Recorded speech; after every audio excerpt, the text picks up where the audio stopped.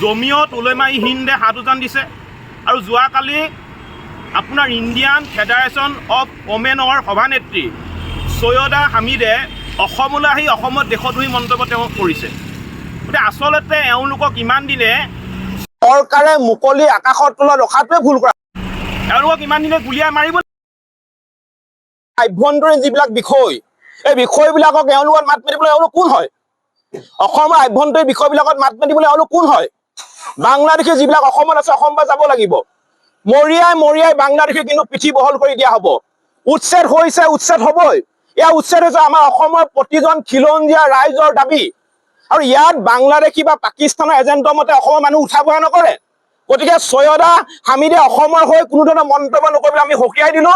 অসম আমাৰ, আমি সিদ্ধান্ত ল'ম অসমত কোন থাকিব কোন নাথাকে। ইয়াত সৈয়দা হামিদৰ মন্তব্য নচলিবটো স্পষ্ট কথা।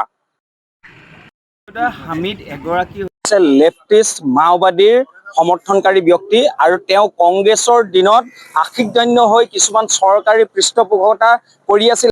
এটা কথা আমি প্ৰমাণ পাইছোঁ যে অসমত যি সময়ত আমি পমুৱা মুছলমান, যি বাংলাদেশী মূলৰ পমুৱা মুছলমান আছিলে, আমি এটা সময়ত শুনিহে আছিলোঁ যে বেদখল হৈ আছে, বেদখল হৈ আছে। যেতিয়া অসমৰ সৰ্বশ্ৰেষ্ঠ মুখ্যমন্ত্ৰীয়ে নিজৰ হাতত যেতিয়া সেই বেদখল উচ্ছেদ কৰা যেতিয়া সিদ্ধান্ত ল'লে, বেদখল উচ্ছেদ কৰিব ল'লে, যেতিয়া অসমীয়া পক্ষ থিয়, এতিয়া কিন্তু ক'ৰবাত নহয় ক'ৰবাত ফুটি উঠি যদি ৰাজ্যৰ ভিতৰত ফুটি উঠিছে সেই মাদানী নিচিনা, সেই আমেৰা নিচিনা, তেনেকুৱা নিচিনা মানুহবোৰে আহি পিনে ফুটি উঠিছে যে ইছলামিক ৰাষ্ট্ৰ ইয়াত পৰিকল্পনা কৰা হৈছিল আৰু তেখেতলোকে পৰিকল্পিতভাৱে পৰিকল্পনা কৰিছে।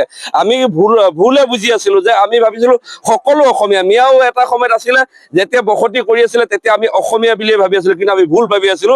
মুখ্যমন্ত্ৰী মহোদয়ে যেতিয়া হাতত ল'লে, যেতিয়া সেই সিদ্ধান্ত হাতত ল'লে, এতিয়া স্পষ্ট হৈ পৰিলে যে ভাৰতবৰ্ষ এখন ইছলামিক ৰাষ্ট্ৰ বনাবৰ কাৰণে পৰিকল্পিত আৰু পৰিকল্পনা কৰি আছে। সেই পাবত গজা সংগঠনবোৰে, সেই জাতীয়তা নামৰ সংগঠনবোৰে, মুছলমানৰ নামত যিসকলে সংগঠন কৰিছে সেই সংগঠনসমূহে। কিন্তু আমি এটা কথা স্পষ্ট কৰি দিছো, সদৌ অসম অনুসূচিত জাতি ছাত্ৰ সন্থা ফালৰ পৰা কচুকটা দিয়া হ'ব, অসমীয়াই কচুকটা দিব। যিয়ে খিলঞ্জীয়া পক্ষ নলয়, মিয়া পক্ষ লৈছে, যিয়ে আহি পিনে ভাৰতবৰ্ষৰ পৰা পিনে আহি পিনে অসমত জুই লগাব বিচাৰিছে, কিন্তু কাকো শান্তিয়ে থাকিব দিয়া নহ'ব। সেইটো আমাৰ স্পষ্ট কথা। আৰু এটা কথা আমি স্পষ্ট কৰি দিছো, অসমৰ মাননীয় মুখ্যমন্ত্ৰী মহোদয়ে 30 লাখ বিঘা মাটি যি উচ্ছেদৰ কথা কৈছে, তাত যি মাটি উচ্ছেদ কৰিছে, তাত কিন্তু আমি পূৰ্ণ সহযোগিতা আগবঢ়াম।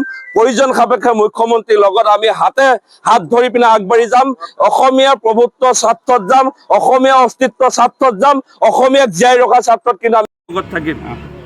যিকোনো খবৰৰ বাবে যোগাযোগ কৰক 7099017330 লগতে 7099017110 নম্বৰত।